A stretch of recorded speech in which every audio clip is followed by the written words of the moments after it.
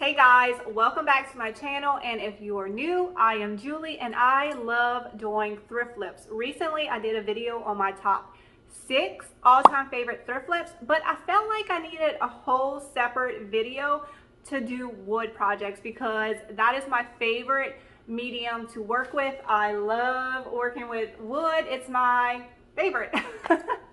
So this video is going to be my top 6 thrift flips that I have done with wood. I hope y'all enjoy this video, and if these are kind of videos you love, make sure you subscribe to my channel. Let's make a spindle box. So you're going to take your spindle and you're going to use that as your measurement for your side pieces. So I'm figuring out my measurement and I'm going to cut 2 pieces of wood. I am using fencing. I get old free fencing. I have a fence guy, and this is what I use for a lot of my woodworking pieces. Now I want to visually see how high I want the other side pieces to go.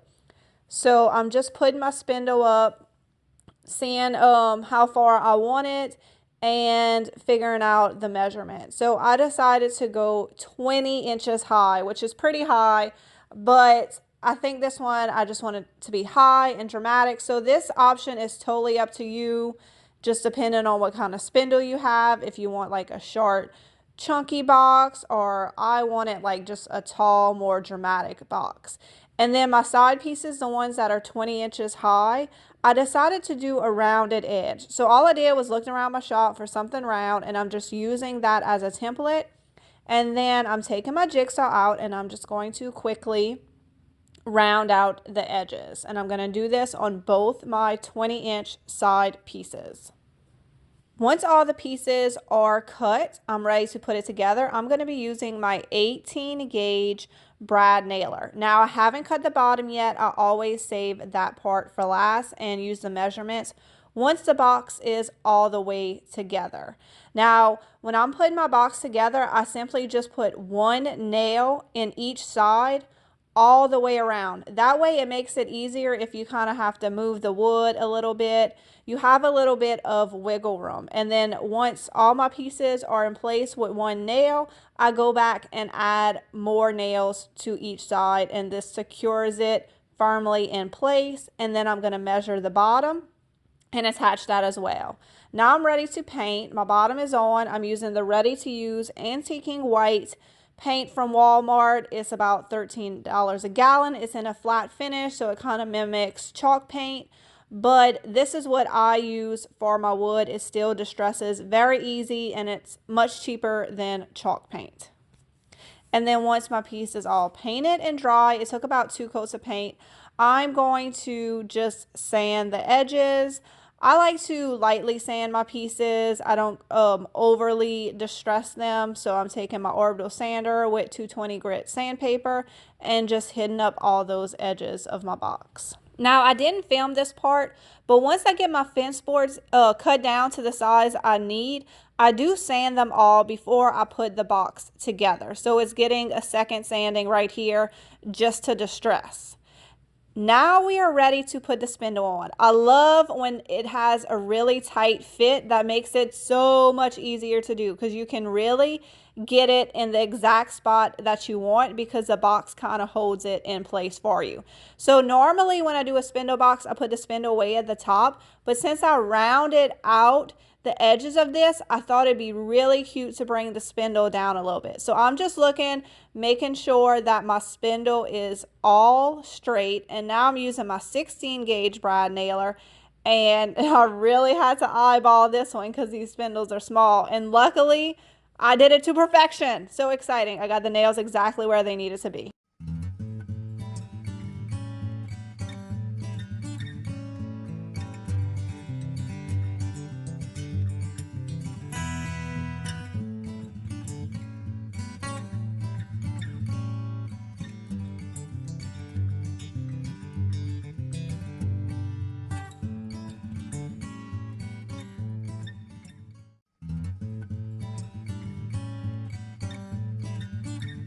All right, guys, this next project is going to be so easy. You're going to be like, why did I not think of that? So if you're getting a piece of wood from the lumber yard, a 1x4 works perfect for this project. I didn't have that, so I just cut down a piece of fencing. I painted it white and distressed it already.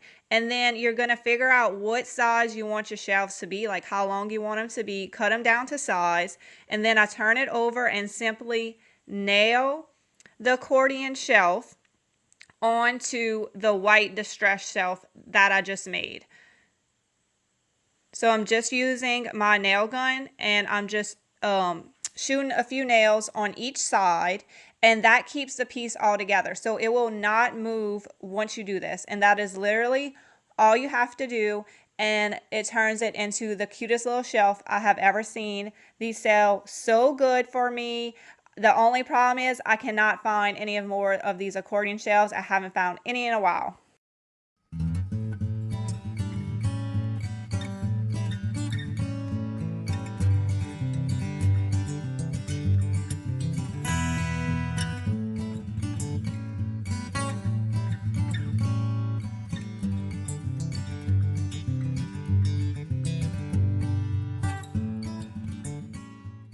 Now we're going to make one of my most popular projects. To make the breadboard, I first cut a piece of wood to 20 inches because that's what this customer wanted this breadboard to be.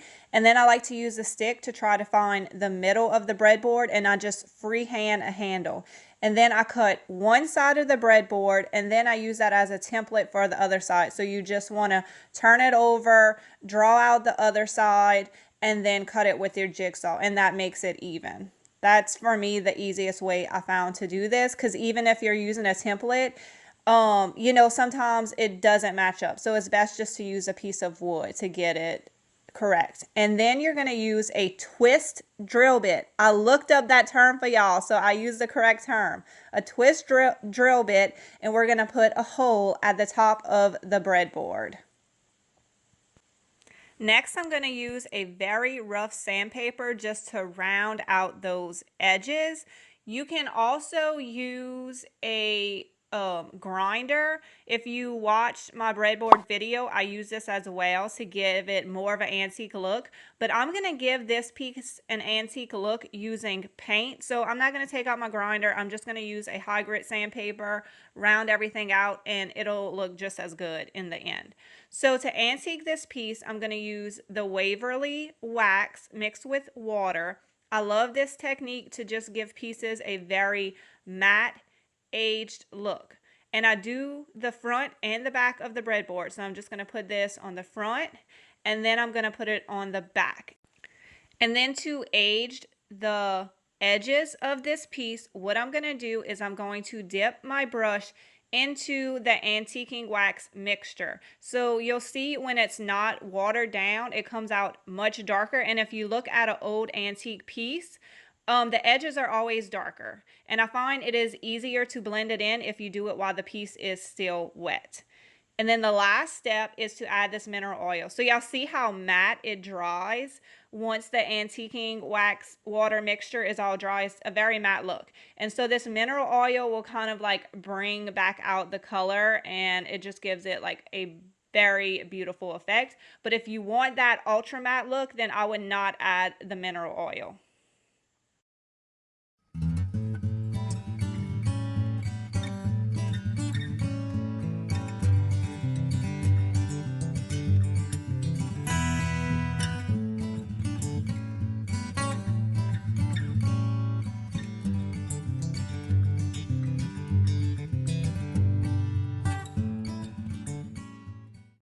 I love using wood to turn things that I found into a work of art. So we're going to take this very amazing antique phone that I found and this beautiful piece of old cypress and put the two together to make an amazing piece of artwork.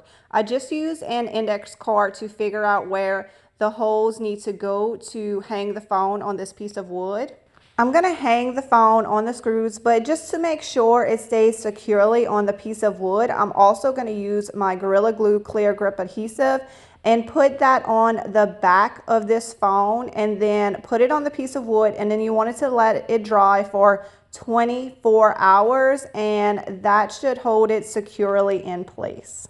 While we're waiting for our glue to dry, we are going to make a sign for our piece of artwork. So I printed out the word telephone on just a sheet of paper, and now I'm using carbon transfer paper to transfer the outline of these letters onto my piece of wood. You just pretty much just copy the outline of your letters, and that will give you a template to work with, and then you go back with your paint pen and paint in your letters. This is a process that I use for almost all of my signs, and I really like it because I can customize every word for the piece that I am working with. So if I need, a sign with big letters, then I can print them out to the size I need. Or like this one, I wanted a very specific size to go on this particular piece of wood, and so I just printed it to the exact size that I needed.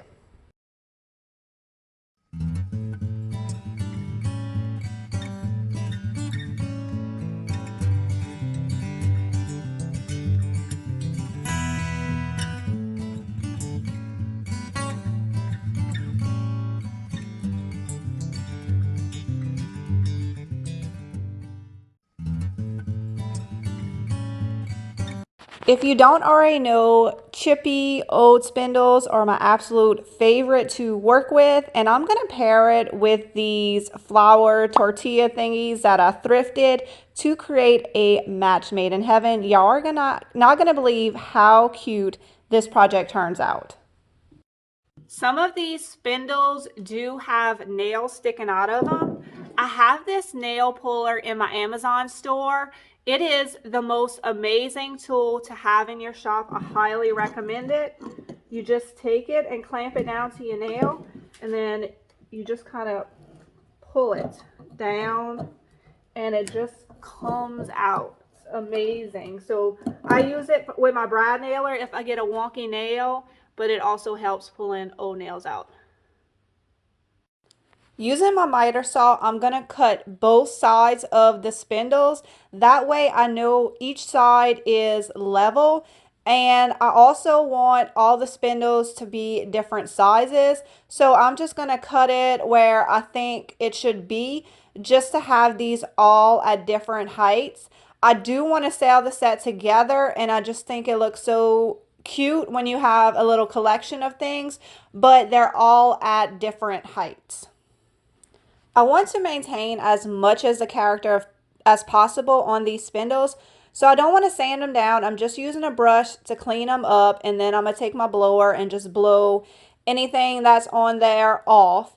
And then I'm going to use Minwax polyacrylic in a matte finish. It is a water-based sealer, and it is the best thing that I found to maintain the color of a piece.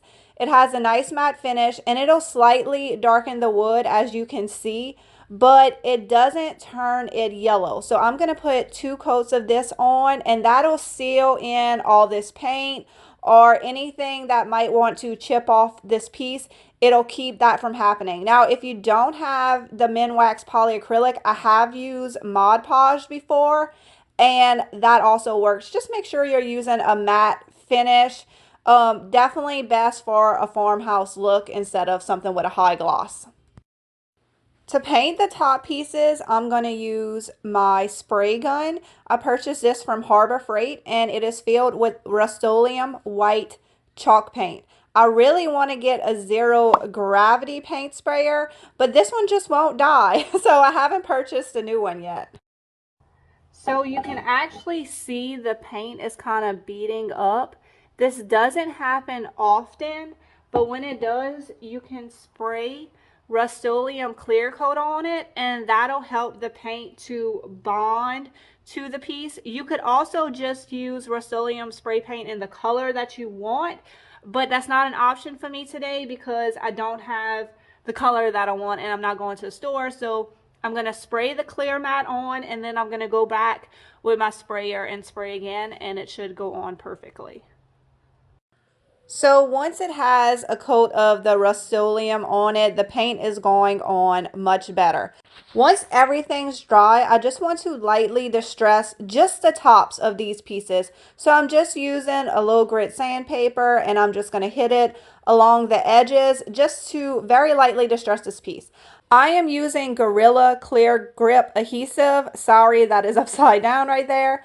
I love this stuff. It does not smell, but you do need to let it dry for 24 hours. So once you put it on your piece, make sure you have the time to let it completely dry. And when I'm doing stuff like this, I like to do it upside down because I find it's easier to find the middle of a round surface when you do it upside down.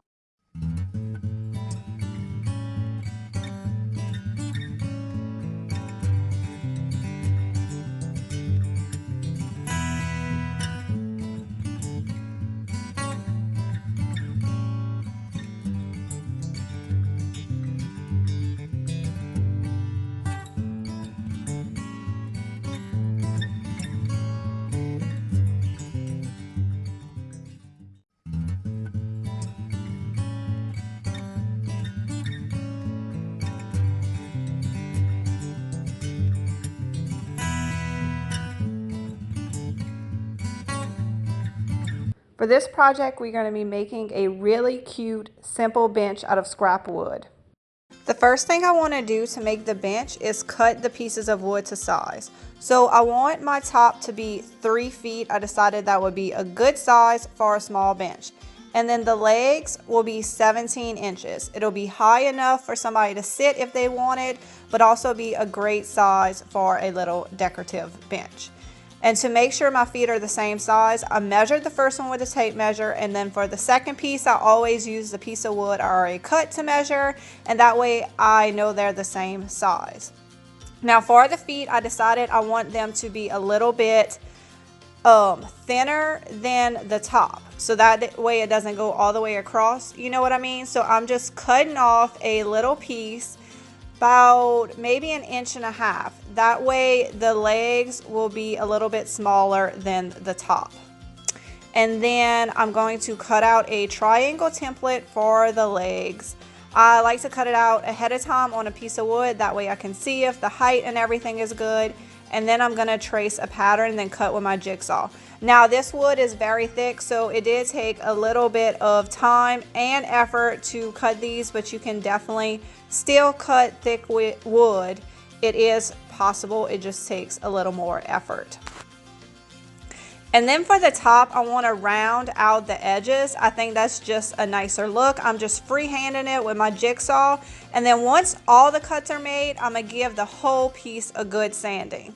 Okay, now I need to attach the bottom to the wood. I've already put wood glue and let it sit for a few minutes. And now I'm just sticking some wood screws into the pieces of wood to hold it all together at the bottom because I don't want any screws on the top. And then I didn't like how you could see the screws, so I'm just adding a small decorative piece of wood that I can easily put in with my nail gun and you won't really see any nails. And then I got a wonky nail. If y'all don't have one of these tools, it's just called a nail pull and it is amazing. It just clips those wonky nails right out.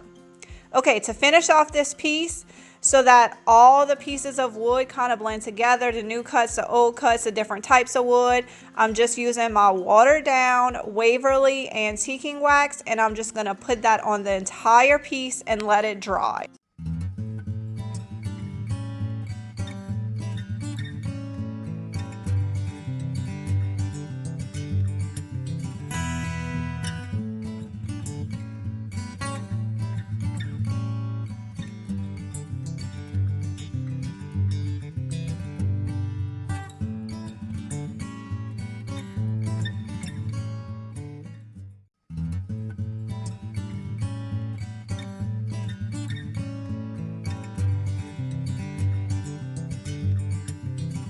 Alright guys, what did y'all think of today's video? Leave a comment below and let me know what was your favorite wood project that I have ever created. It was very hard to narrow it down to 6 because like I said, I just love working with wood, if you love working with wood as well and love making your own home decor, make sure you subscribe to my channel. I do these sorts of videos all the time.